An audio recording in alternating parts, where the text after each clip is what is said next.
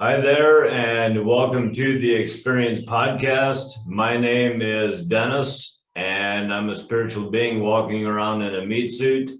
And today I have with me two very special guests that I'm very excited to talk about or talk to. And first off, we have. My name is Neil, and I am a multi-dimensional spiritual being having a human experience. And I am Mason Mast, also having those wild experiences in a fleshy cage as well.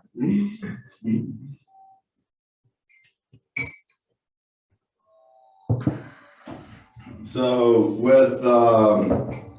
with you having those experiences, what has been your interaction? What has been as you've come into this world, what has been your initial interactions with your experiences? Like from say 5 to 15 years old, during that time frame, what were you experiencing and what was your life like during that time? Well, during those formative years of my life, I wasn't exactly fraught with hardship. I had a pretty typical upbringing, and I always kind of had some like socializing skills, or rather lack thereof. I wasn't so good at that part because I was homeschooled, so I wasn't so integrated into society and Yes. other children and learning how to do that very well. So I was a little bit behind in that department when I was like getting into high school and stuff. But I think that kind of gave me a unique position to be in, because as a consequence of me not like wanting to dive in and interact with everybody, I kind of got to sit on the sidelines and watch everybody. And I learned a lot about how people interact with each other and how flawed the system can be that they use to interface with each other. So that gave me kind of an acute knowledge of kind of matters of the heart and how one meat sack affects another one in ways that you can't see when you're so close to it that you're interacting with it yourself, you know? Wow. It'd be almost like you're so immersed in the experience that, so like when you have an awareness of that, that you are affecting the situation, that's when I feel like you'll actually, you could potentially, with that awareness, then there's the potential to create change. Absolutely. There's a lot that you can gain from having a unrelated party involved in something that you're too close to keep your emotions out of. And oftentimes you're almost painfully unaware of how your emotions are affecting the interactions you're having with people, or how a sharp tongue word can be used to hurt your partner in almost reflexive response to something that they did that irritated you. And those sorts of habits are things that we develop over a long time, but become very unconscious eventually. So having someone involved in the situation that isn't so emotional about it, having a mediator and things like that, Yes, can be extremely valuable. Yes. And when you speak about that, it reminds me of detachment. And because being in the situation, it's like you're so attached to the situation, and like Because it affects you specifically. Oh yes, because you're in it. Mhm. But if that person that was in it could detach, then there would be. But then what you're suggesting is that because we're so in it, to have a third party come in, be able to observe what is that's going on and say like, hey, this is what's really happening here. Mhm.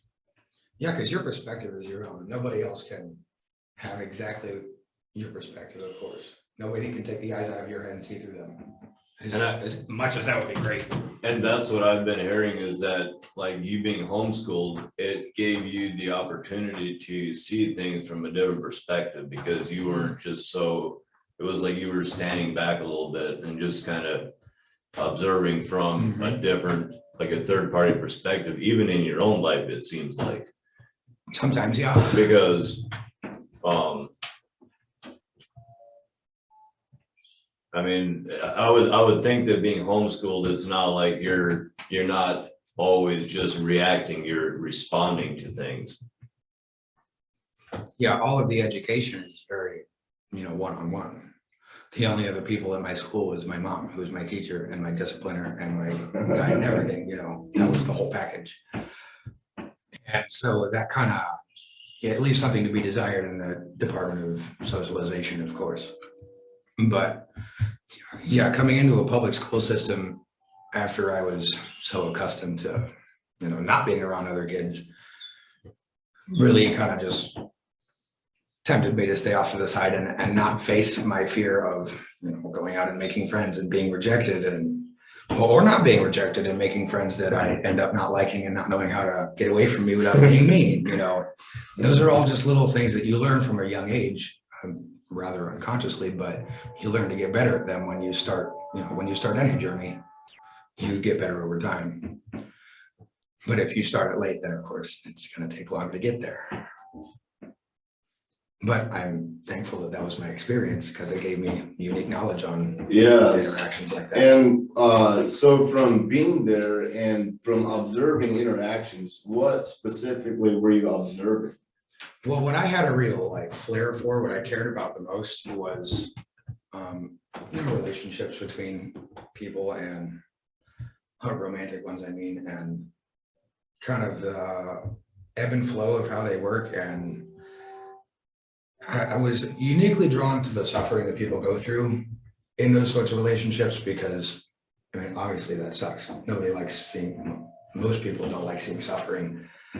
Me especially. So I really enjoyed getting to play a listening ear on those sort of situations between the friends that I had made and trying to advise them in a detached way, like you were saying earlier. And that's something that I found just limitless joy in, being able to, even if I can't fix a problem or even if I don't have any answer at all, oftentimes it's better to just listen. They don't want advice. They just want someone to care. Yes, that's true. They just want to be understood generally. Yes, just have someone to talk, to vent to, because it's like a energy and just to get it out It's a release. it's a release and it feels great. And just from expressing it, they'll walk away smiling because it felt great to do that. And just like exercising gets lactic acid out of your muscles, when you expel that sort of pent up energy and you are much more capable to solve the problems you have yourself because you're thinking clearly and you're that little tank inside you that wants to feel valuable to other people, wants to be understood and not like a lunatic is a little fuller when you get to talk to somebody else about it. So I do have a question. So have you ever been in that type of a situation where you were listening to someone that went through a relationship that it had just broken up or that went through some relationship issues, and after they vented, did you feel like shit? Can I feel like there's a consequence? Like because I've experienced this myself. I'm just curious, like what you do, because sometimes I feel like I'm decently or kind of empathic when it comes to those things where I'm listening. And it's just like, I want to just fucking go puke.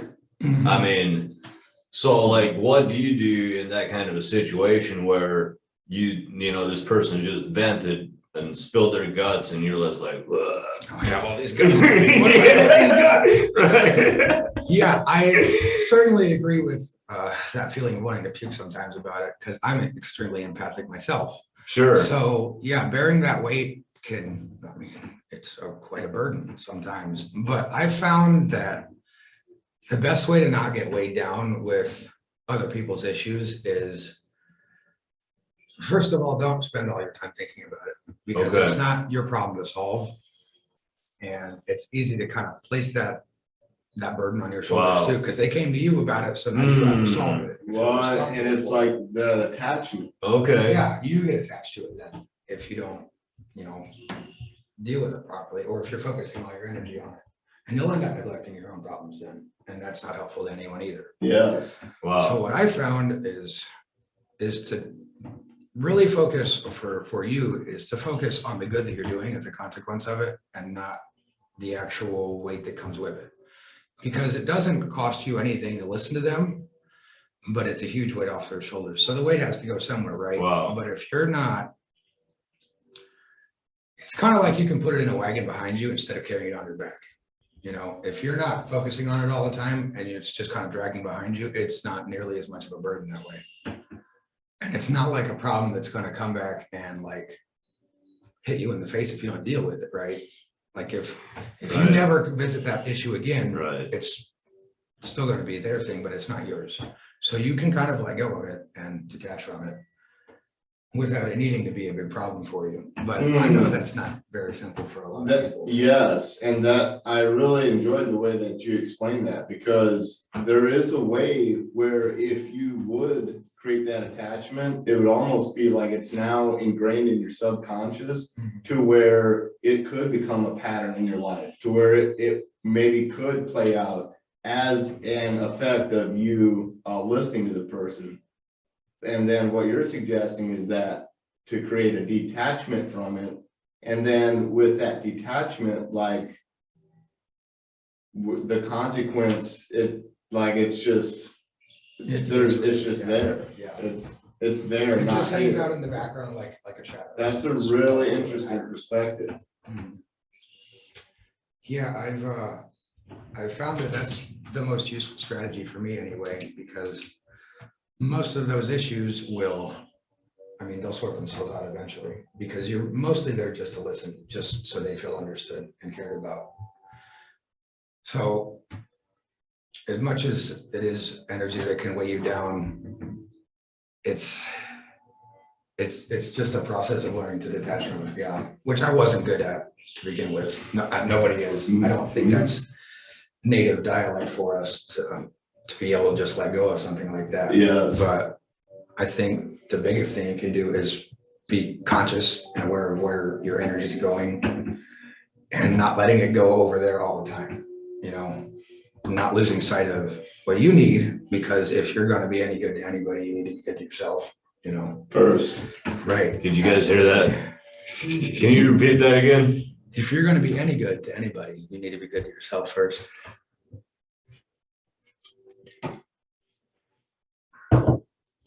So, and then from observing this and from now, did you feel like you were a hero, giving wise counsel to your friends?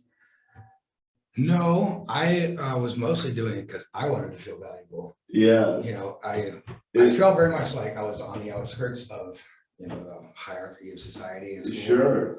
So I wanted to do something that established value to me and other people. An inner value through helping other people. Yeah, I wanted people to see value in me, so I tried to do something that would be valuable to them. And initially that was largely insecurity driven, I just didn't want to feel like a nobody. But eventually, after I got out of high school and kind of realized that none of that stuff matters, you kind of like see the world in a much bigger picture way. It does, because it was the building blocks, but it's there and we're here. To get out, you kind of actually open your eyes a little bit and you're like, oh, nobody's last name or parents' money or any of that matters now. You're only you can create your value now out here in the real world. So I got to kind of shed that skin of, intense insecurity and just frantically seeking for ways to be valuable to somebody, and kind of started to realize that I'm valuable just because I am. That's amazing. I'm inherently valuable. Yes. Because Infinitely, just because. yeah. Without any reason. I, I, I, I, I, I, I, I, I, I, I, I, I, I, I love the fact that you know, the earth has been around for millions of years, and the fact that you're here, and we're here at this moment, and you're listening to this video, the chances of that are 1 in probably billions. Yeah. Like, just that in itself is fucking amazing. It's phenomenal. Like it really is.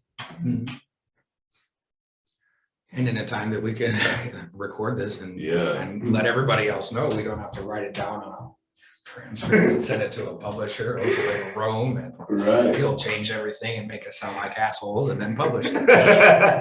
Yeah, it's a great time to be alive. It's a great time to be alive together. It really is.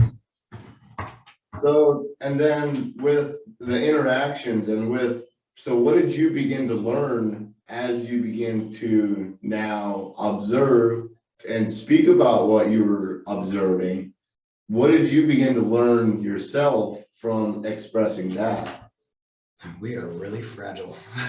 And we're also really strong. And I think they're both easy to lose sight of.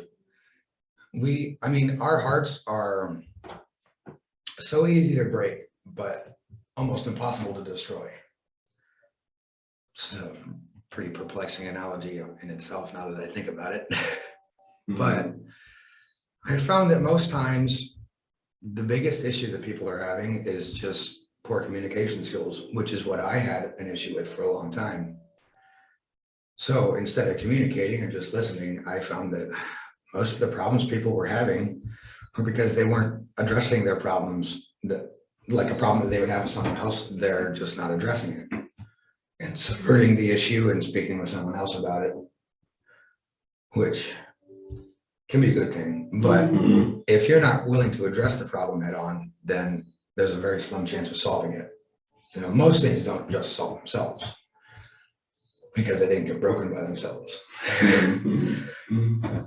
So yeah, there's a lot of easy ways to break a person's heart for sure, but one of the most valuable things to us as a species is our ability to regenerate and regrow. And when you say that, are you talking spiritually? Are you talking regenerating physically, or even regenerating like mentally? Oh, all three actually. Our healing process is like in our physical bodies is remarkably fast. We can regrow bones, regrow fingernails, we grow new teeth. How do we do that?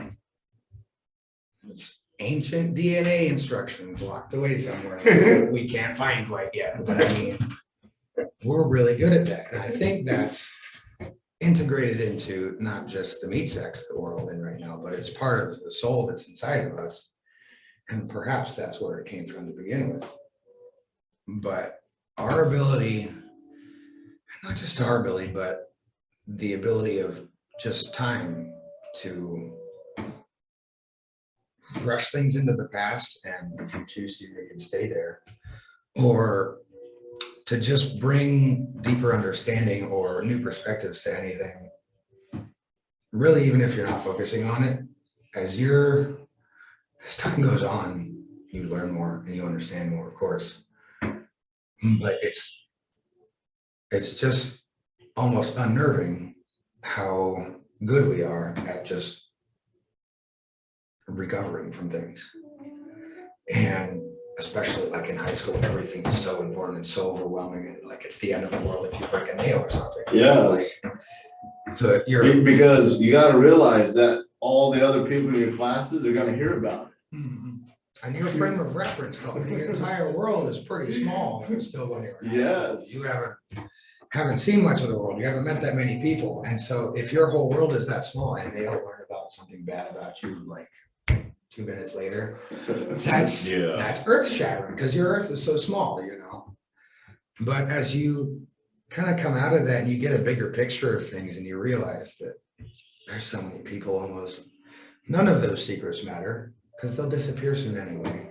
And it's my policy really that transparency and honesty is priority one anyway. So I really try to not have secrets, but that's not for everybody either. So, I mean, that's up to your discretion. So you were talking about being like the mediator of when there's relationship issues and that kind of thing. I feel like sometimes a lot of people we stick our head in the sand and we just think that things will get better just as they are. Mm-hmm. Whereas if only we would reach out and actually, make a phone call or what other avenues are there that you can think of? Like, are there books? How did you learn these things? I would love to give you a long list of books about it. Or like, I don't do a lot of reading. Do you listen to other people's like audios or like? I'm a big fan of Jordan Peterson. Okay. Who is a huge advocate for personal responsibility and not sticking your head in the sand for the most part. Yeah. To have the courage to at least admit that there is a problem and admitting when it's your fault and not stopping there, not leaving, not calling it good enough at words, being, taking action about it. Yes, taking the radical first step. See, and for me, like looking back in hindsight, like throughout my life, I feel like there's been times where I had too much pride, and if I would have only humbled myself and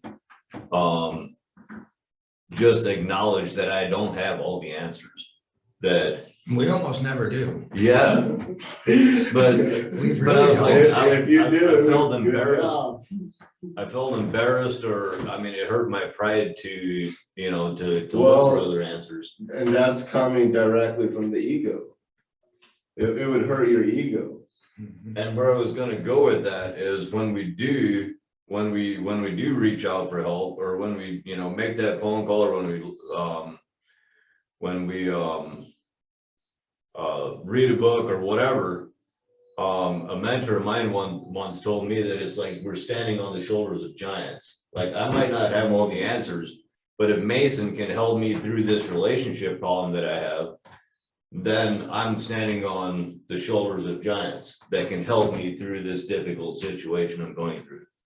Kind of letting you see above the trees. Yes, it'll give me a new perspective. Like, when I'm down here, it might look like a giant redwood forest tree or whatever, but then I get up there and it's like just a small speck on the planet. Mm-hmm. Yeah, new perspective. Yes. It's immensely valuable. I couldn't agree more. And I'm a big advocate for going to therapy on your issues as well, because I'm not a professional and lots of people aren't. And you don't always need a professional. Sure. Like I said, sometimes people just need to be understood. Yes. And therapy is a lot better for actually solving an issue than, a confidant. But I've got some friends that I've known for many, many years already, and they were facing really intense struggle in their relationship because of something that had happened to her as a young girl, with some inappropriate behavior from a sibling that led her down a path of unchecked self-destruction and just drug abuse and alcohol abuse and self-abuse. And that, completely robbed her of any self-worth. And when she got into this relationship with this guy, this very caring, very affectionate, amazing man, she wasn't equipped to take that kind of affection anymore, because she didn't feel like she deserved it, and she was so used to pushing it away, because at a very young age, her idea of, the people that care about you the most, your family, will hurt you. Wow. And that really ruined her idea of letting anybody in too close. And after several months, that was really putting a strain on them. And neither one of them wanted to call it quits, of course. But she was she had never really sought help or anything for her issues that she got when she was really young. And I think after a while, it becomes kind of unconscious because it just becomes part of the behavior. Yeah, Sure. So that's a real thing. Like you become so used to it that it's if the you norm. don't feel that way, you feel uncomfortable. Mhm. And it, Something and out of it place leads now. on down a downward spiral if there's no healing from whatever happened. And when it becomes your norm like that, it's harder to identify that like this is a problem that I need to solve. If that's what you're so used to doing, or if you're also used to just running from your problems. And it's easy to just not see the problems. That's kind of how denial works. But me and my friends sat down one time and just kind of talked out what she was struggling with. And it took quite a bit of digging for her even to like kind of come to the conclusion that, oh, all these issues that I'm having are from this childhood trauma that I developed and never solved. And it hadn't really occurred to her or really anyone else involved that was the core of the issue. But once we figured out why she wasn't willing to trust anybody past a certain point or let anybody in any closer, I mean, I didn't do anything to solve that for her because I can't, obviously. But when we came to that conclusion, it was so much easier for both of them to know how to respond to each other in a loving way and not bite back when they're getting their buttons pushed unintentionally by their partner, because we'll do that all the time. Yeah. It's hard to express the full scope of your sensitivities to anybody, even someone you spend your whole life with. So once we got to kind of uncover that, she did eventually start going to therapy, which has also been a huge landmark for her. It's been terrific. And they're both doing so much better together now. Awesome. And they're so much more aware of how to respond to one another in a loving way. Great. And see, that's a huge key, is that awareness of, so if I get triggered, what's inside of me, that's that thing that's getting triggered. Like, What's the hot button? Yeah. yes. And then, but it's like, it's not that you said something that hurt me. It's that I was hurting and then you just brought it out.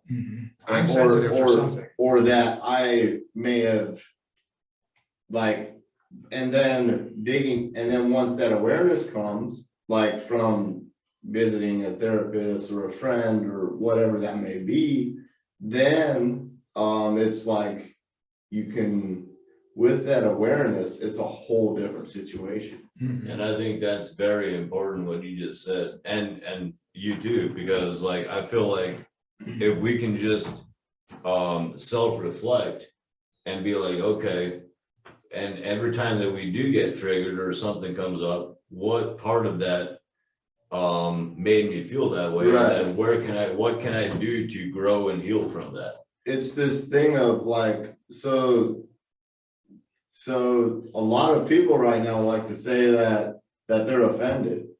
It's a growing worry of mine. And that is not the reality. What they are is triggered, and nobody can offend you. You can only offend yourself. And what's happening is that you're triggering yourself. So, but when you have an awareness of it, you can start to dig into that and say, why am I being triggered? And then begin to learn and grow and process. Yeah, you've touched on something really important there. That's the only thing that you can control is your response to something. You cannot control anybody else, no matter how hard you try, how badly you want to. But all you can do is control your response. And if you want to be offended, you will be, and you'll find any excuse to be. And I think part of that growing trend is just a mad grab for self-importance, or like trying to assign value to yourself in a way that might work, as opposed to the ways that maybe you needed it when you were younger, or something that kind of silenced your spirit at some point, and you haven't gotten that dealt with, or you haven't even identified it. So yeah, I think it's it's the easy way out to find some sort of power in your life, or to at least try to achieve it. Is to just get offended about something and, you know, let out some of your aggression about whatever's holding you down and taking that out on someone else for something they did that you're letting affect you, that you're letting yourself be triggered about.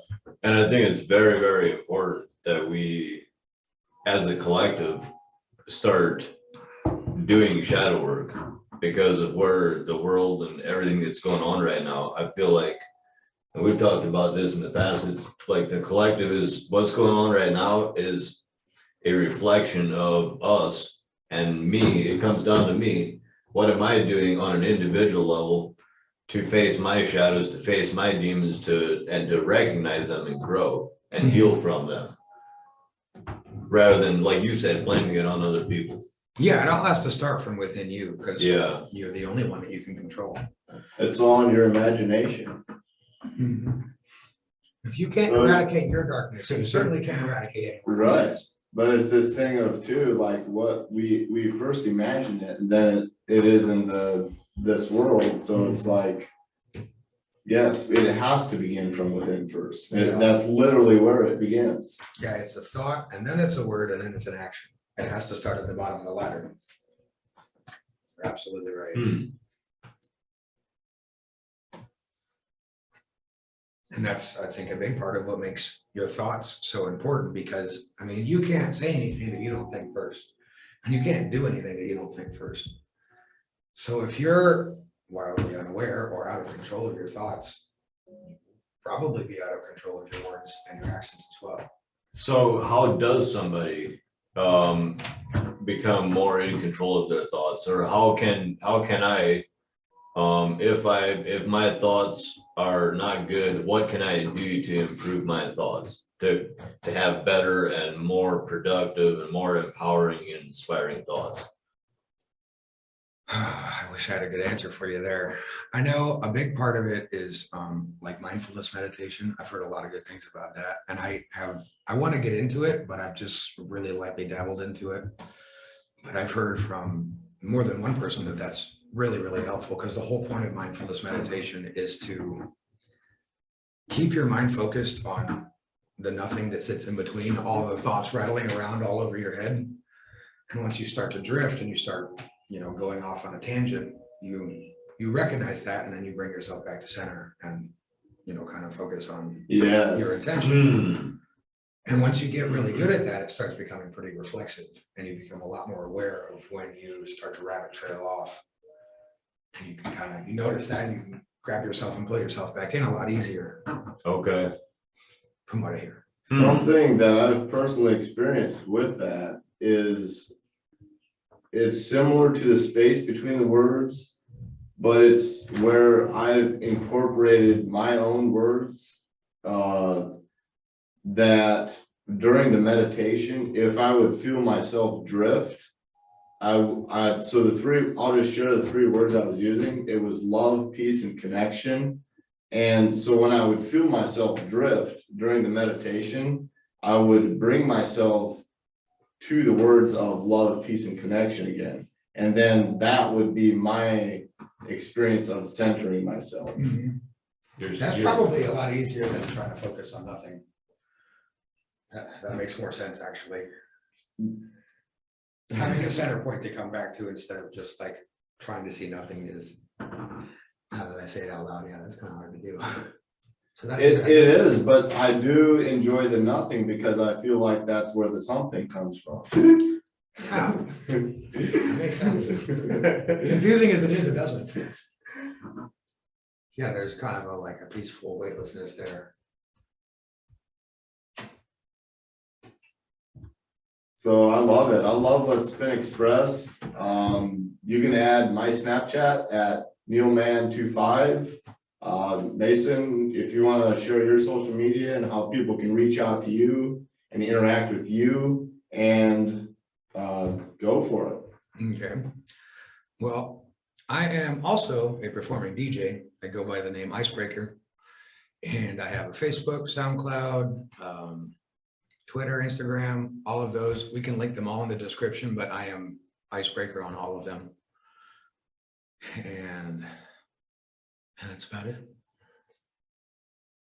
And you can reach me at Dennis the Message on Snapchat without an E on the end, and also on Facebook, one Dennis Miller.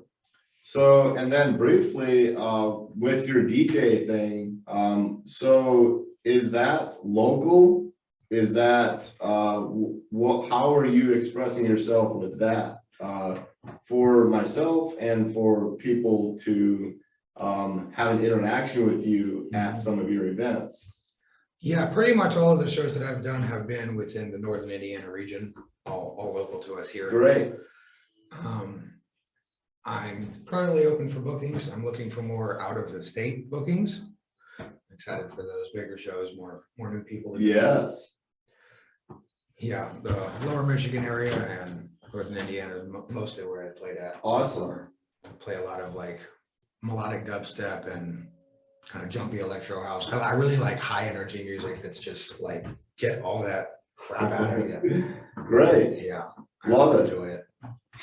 Stay blessed, stay multi-dimensional, and continue experiencing.